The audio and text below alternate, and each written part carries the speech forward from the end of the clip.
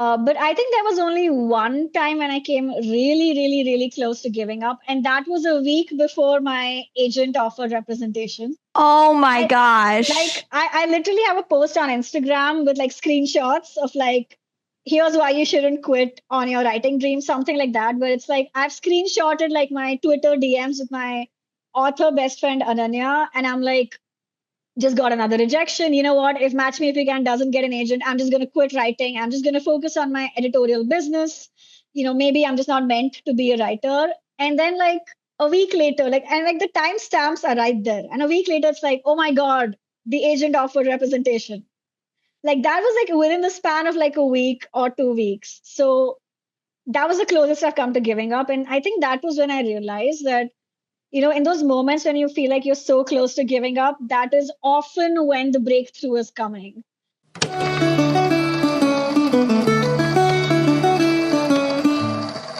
Hello, and welcome back to Characters Like Us, a podcast where we explore the real world through diverse storytelling in the books that we read and we write. I'm Geetanshi. I'm Anvita. And I am a brown South Asian woman in my mid-20s wearing a cream-colored sweater. And in my background, you can see a couch and a bookshelf. And in my background is a bed, and on my right side is a brown cupboard.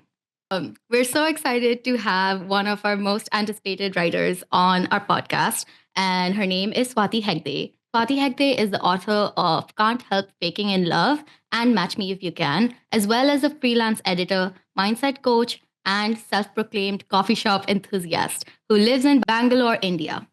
She can often be found at the nearest cafe with a hot mug of tea or singing her favorite songs off key at karaoke night. She looks forward to a long career bringing Indian stories and voices to light. Welcome, Swati. Welcome, Swati. Hi. Thank you so much for having me. I am so excited to be here. So I'm just going to give a quick description of my video. I am a brown South Asian woman in my late 20s, although some people think I look like I'm still in college. I'm wearing a pink striped shirt, and behind me is a couch, a TV, and a couple of bookshelves with a lot of books in them. I think it's always such an honor when you get invited onto a podcast.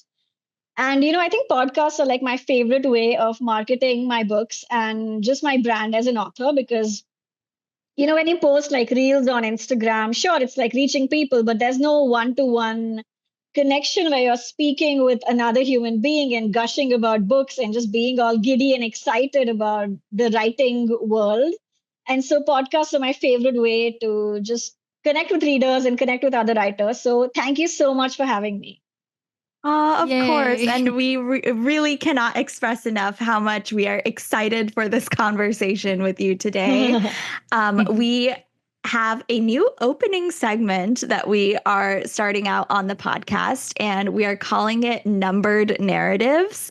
So basically what you're going to do is you're going to pick a number, your favorite number between 1 and 34, and then we're going to ask you a corresponding bookish question. Wow, that sounds a little terrifying because I don't know what the question's gonna be. It's going to be a very fun, chill, like break the ice bookish question. Okay, that sounds good. So I'm gonna go with 21 because I was born on March 21st. So 21 is like my lucky number. So hit me with it.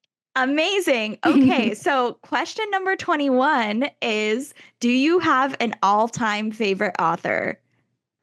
Oh my God. Okay. I can only pick one, I'm guessing.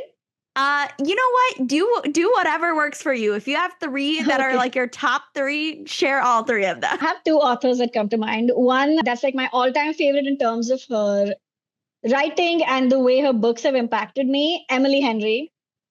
Oh my God. 100%. Like, I think she's like one of the best romance/women's fiction crossover authors that I've ever read in my life. I think, it's like her books make me want to become a better writer. One of my biggest dreams is for someone to compare my writing or my books to like Emily Henry's writing. I think that would be like a dream come true moment for me, or even just for Emily Henry to know that I exist. that would be really great, but we'll see if that ever actually ends up happening. The other author who's actually the reason I got into writing and publishing Oh my is God. Kristen Higgins. She's actually a romance author from like back in the early to mid 2000s. I mean, we're still in the 2000s, but you know what I mean. Like 2000 to 2010s, she used to write romance, and then she's kind of switched over to women's fiction now almost exclusively. But Mhm. when I was 16 years old, I'd written like this really shitty first draft of this Wattpad. It was literally on Wattpad. It was a Wattpad young adult romance. And I had gotten into writing romance because I started out reading Kristen Higgins' romance novels. And for some reason, as a 16-year-old, I was like, I should message Kristen Higgins and ask her to read my book. And I mean, that sounds crazy to me right now, but I did that. I messaged her on Facebook on her author page. And to my surprise, like a few days later, she reached out. She had actually read like the first chapter of that horrible YA romance, which like I cringe thinking back on that sample that she read. But she was so sweet. She gave me some editorial feedback on it. She said, for a 16-year-old, this is fantastic. Keep writing. This is better than a lot of my colleagues' books, which made me like really laugh. But that was very sweet of her. And like over the years, she is kind of like she supported me by like liking my posts and shouting me out every now and then.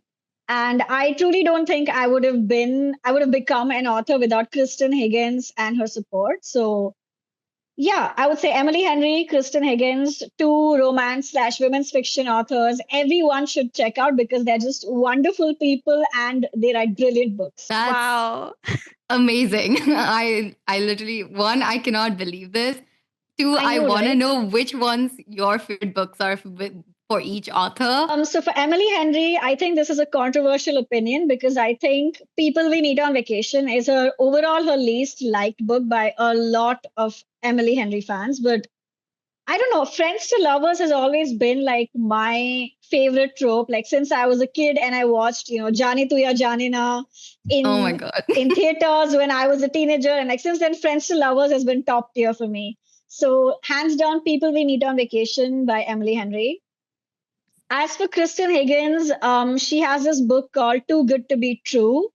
It's got a really hilarious premise. It's about this woman who makes up a fake boyfriend because her sister is marrying her ex-boyfriend. And she's like, I need to have a boyfriend so that people don't think I'm going to be miserable at the wedding. But she doesn't have anyone to fake date her. So she makes this guy up. But then this hot, neighbor moves in next door, and now the lie is that she's got a fake boyfriend. But there's all this chemistry between her and the neighbor, and oh my god, it is such a good book by Kristen Higgins. Anyone who's listening or watching right now, go pick up these books. Well, I will say that I know you said that it I do agree that it is considered the least favorite Emily Henry book, People We Meet on Vacation, but it is my favorite as well out of all her, because I've also read all her books except the one, but I haven't read that. So, but out of all the other ones that I've read, People We Meet on Vacation is still one of my favorites. So I completely understand. And also, Too Good to Be True sounds like, as soon as you like mentioned it, one, it gave me like very like fan fiction vibe. And two, it like kind of just like I feel like I'm picturing like early 2000s rom-com movies, like, Oh like my god, Catherine yes. Oh my god, Hale yes. and like, like Yeah, those kind, like 100%. I feel like And it would be perfect for that. yeah, So I think it would make such a good rom-com, like 2000s, early 2000s rom-com as well, because it's so laugh out loud funny, and it's got a swoon-worthy hero and this female main character who's like still figuring out life. Brilliant book. Definitely recommended to everybody who's listening. I have to that's pick it up. great. I haven't read any of her stuff, so I am Me neither. adding to my TBR right now. Yeah. Well, Pretty good. we should get into our first question for you, which is we'll start out very broad, and we would love to know what has your writing journey been like? You've definitely already told us how it began a little bit, but we would love to Yeah. know just like the arc of it and anything you want to share about the journey itself. So Quick disclaimer, this is not a quick success story because, oh my God, my writing journey has been years in the making. Because I first started out writing short stories and fan fiction when I was like 10 years old or 8 years old, I forget. And then I slowly, progressively started writing romance once I started reading romance. I started with YA romance, and then I moved to adult romance once I actually got into my first relationship, which ended in 2 weeks, which is just so embarrassing. But that's a story for another day. That's not embarrassing. We've all been there. I Yeah. no, I'm on the same boat as you. So don't even. Yeah. Yeah. Yeah. You're not alone. I think it was like right after I graduated college when I decided, okay, I've been writing for fun for way too long. I need to monetize this. I need to make this dream of mine into reality. So between the years of 2000, I think it was between the years of 2017, so 2017 through 2022, I was just writing books and pitching them to agents and publishers, writing the next book, pitching. And I think it took me 5 books across those 4 or 5 years to land my literary agent. And then 2 months after signing with her, we sold Match Me If You Can to Penguin Random House US, and then eventually Penguin India as well. So the 4 books before that didn't have much luck until this one, because Can't Help Faking in Love is actually the fourth book that I sent to agents, and it got rejected by everyone. And then I rewrote it, and then my publisher picked it up. So this book was actually written well before Match Me If You Can, even though it came out only this year. But it's been very, very different experiences for both the books, I think. Wow, I love that. I think that's so reflective of the journey. I've heard from so many writers of that sometimes, you Yeah. know, the first couple books that you write are not the ones that end up being the Yeah. first ones that are published. And then sometimes things you've written before come back. And I'm really Exactly. curious, is it something that you always knew from when you were a kid that you wanted to be an author? So when I was 5 years old and I was kind of coming to terms with, okay, so adults, they do things for a living and they make money off of that. The first thing I wanted to become was a fashion designer. And Ooh. anytime you would give me a piece of paper, I would just start drawing clothes on it because I was, for some reason, as a 5 year old, I was really into fashion. And then my father told me, a 5 year old kid, he told me, Beta, don't go into the fashion industry. It's full of alcohol and drugs. Pick a different dream to pursue. I am 5 years old at this point. Okay. But I give credit to my father for saying that, because then I was like, okay, well, my mom has been reading books out to me every night before bed. Maybe I'll become a writer. And then that's how it kept going. Is like, so if my dad had not warned me about alcohol and drugs, I might have been a fashion designer right now. We'll never know. Oh my goodness. Oh my God. You mentioned that kind of after you graduated college is when you really set on the dream. Is that what you went to school for? No, I actually studied marketing and business in college because that was my backup option in case the writing thing didn't work out. Like my dad actually, funnily enough, he was the one who told me, you should do English lit. You should do creative writing, become a writer. And I was like, I will, but I need to have a stable backup option just in case it doesn't work out. So I did marketing and business. I got my degree in that. And then I have used approximately 0% of that degree in my current career, because as it turns out, what they teach you in college about marketing is not how you do marketing in real life. It was a useless degree, but at least I have a degree, I guess. Although I'm not sure where my degree or diploma certificate went, and I don't have like a soft copy of it. So I think for all intents and purposes, I'm probably I probably can't say I went to college because there's no proof of it. I don't know where my certificate went. I Oh my literally have no gosh. idea. Yeah. And like in India, you have to actually like go to the police if you lose your diploma, your college diploma, and you have to be like, hey, so I lost my college diploma. Can you like convince the college to give me a new one? And so I've just never gone to the police for that because I'm like, fuck it. I don't need a degree. I'm a writer now. So yeah, You but heard maybe it someday. Yeah. I did go to college. I got a good GPA. I just don't have any proof of that anymore. And you don't Maybe need one it. of your yeah, you don't need it, but maybe one of your next characters can be like a marketer or like a business person. So you can use that yeah. knowledge into that. Yeah, that could come in handy in that sense for sure. Or a fashion designer. That was my first thought. Oh my god, I would Yes. love to. I would love to write a character who's a fashion designer. Maybe for my next book, that's a good idea. Thanks, you. You're welcome. Speaking of coming up with characters, do you have anything that you feel like is very unique about your writing process, or like how does your writing process usually look like? I think for a lot of authors, they do a lot of planning and outlining before they actually get into writing a book. But for me, I've realized the best way for me to get an idea for a book is to just start writing something.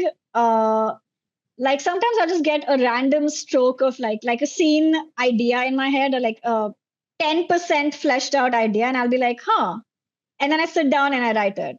Like for Match Me If You Can, one of the no spoilers for those of the listeners who haven't read it, but one of the earliest scenes I thought of was actually the confession of love scene at the end of the book, which actually is what's depicted on the cover. Yep. So that's the first scene I wrote because I just got this idea of them, sitting by the seaside in Mumbai and just talking about how they feel about each other. And like, there's this one plot twist in the book, which I won't go into, but like, that's the first thing that came to mind. And I was like, let me just write this and see what comes of it. And then as I was writing it, I was like, this would be a really nice spin on like an Emma retelling. And so then I was like, how can I fit these characters and this scene into like an Emma retelling? Because I love Jane Austen.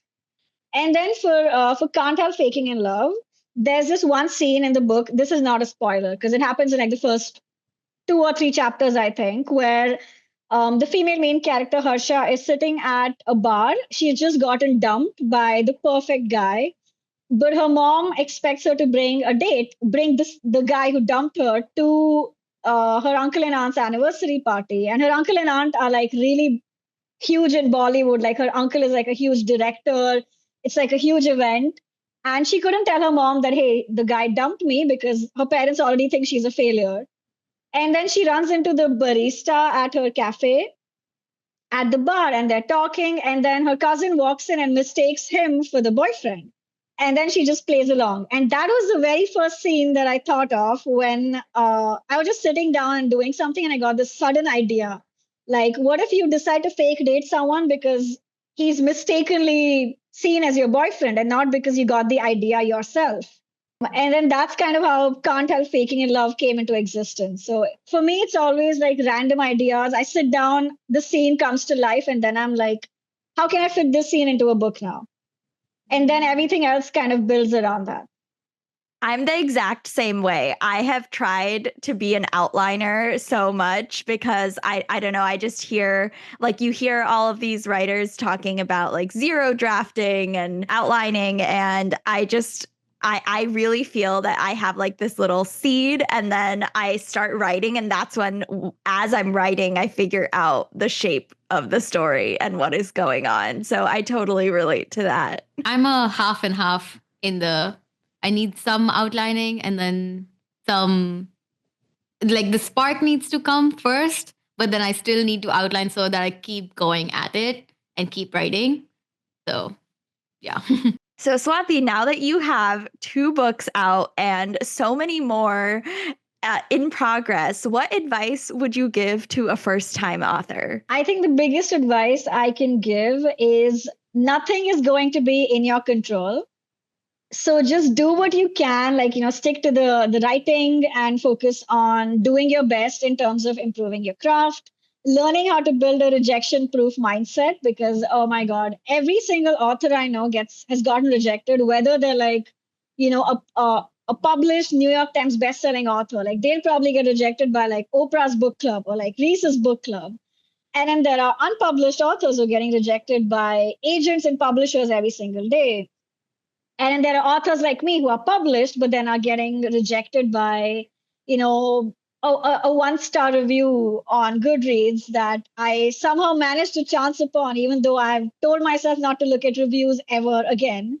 So rejection is like such a common part of the writing process, not even just, when you're rejecting yourself because you feel like you're not good enough, but also when external voices tell you you're not going to make it, even if they're trying to be supportive. So one thing is work on your craft, put your head down, write the next book, no matter what stage of publishing you're at. And the second is while you're writing the next book, develop the mindset tools needed to survive in publishing, because let me tell you, getting a book deal is probably the easier part than actually surviving in the industry and continuing to get book deals, especially as a diverse author or an author from like the BIPOC or marginalized community.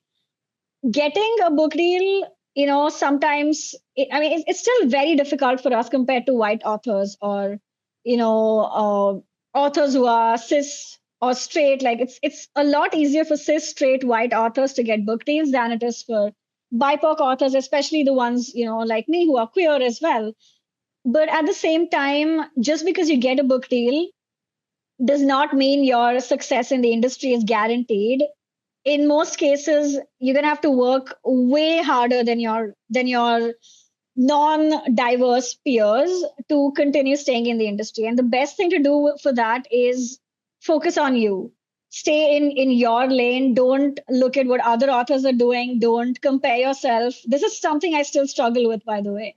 But I'm learning as I go along that all you can do is focus on your work and do your part, for whether that's for how much ever you can market your book, how much ever you can improve your writing skills, and the rest will hopefully fall into place. And if it doesn't, you'll find your way through somehow. That is I love really, that. really great advice. Mhm. Yeah, I love that. Thank you. Yeah, it's like Mhm. years in the making for me, because when I was first starting out, I think I got like 400 rejections before I signed with my Oh my agent. God. Yeah, I think the only reason I persisted is because I'm an Aries, and like I don't fucking give up. I'm stubborn as hell. So it's like you give me a rejection, fine, I'll prove you wrong. I will keep going. And I think that is what's kept me going through all this process, is just my extreme, persistent, stubborn nature, which has somehow really worked in my favor, even though when I was a kid and I was, fighting my parents, that never worked well for me, but now somehow it's working. So that's great. Oh my gosh, I relate to that, and I'm hoping that will serve me well in that process too. I'm really Yeah. curious, was there any point within those, you're mentioning like 400 rejections, was Yeah. there any point where you did feel like giving up? I think probably a million times. But I think there was only one time when I came really, really, really close to giving up. And that was a week before my agent offered representation. Oh my I gosh.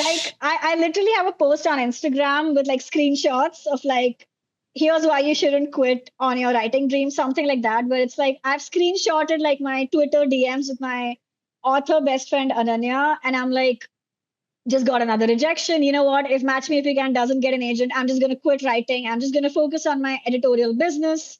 Maybe I'm just not meant to be a writer. And then like a week later, like the timestamps are right there. And a week later, it's like, oh my God, the agent offered representation. Like that was like within the span of like a week or 2 weeks. So that was the closest I've come to giving up. And I think that was when I realized that in those moments when you feel like you're so close to giving up, that is often when the breakthrough is coming. So for me, that was my breakthrough. And I'm still trying to get through the industry, but at least I've broken through, I guess. So if anyone Yeah. who's listening is also a writer, like just take breaks as needed. Like don't burn out trying to get published, but as long as you can keep going and keep writing, just do that. That is like the best thing you can do for your career, is to have like a multiple set of books lined up that you can just edit and then publish, edit and publish. Wow, I love that's that. really great advice, and thank you for sharing that with us. And Yeah, of I think that's course. also so motivating as, as a writer myself, like just to keep going. And I feel like you also hear that from so many people. It was like, oh, it was right when I was about to give up. And I mean, I feel Exactly. like as a romance author, I'm sure you're familiar with it's like, oh, you'll find someone when you're least expecting it sort of I thing. mean, Like, I hate that. I hate that advice.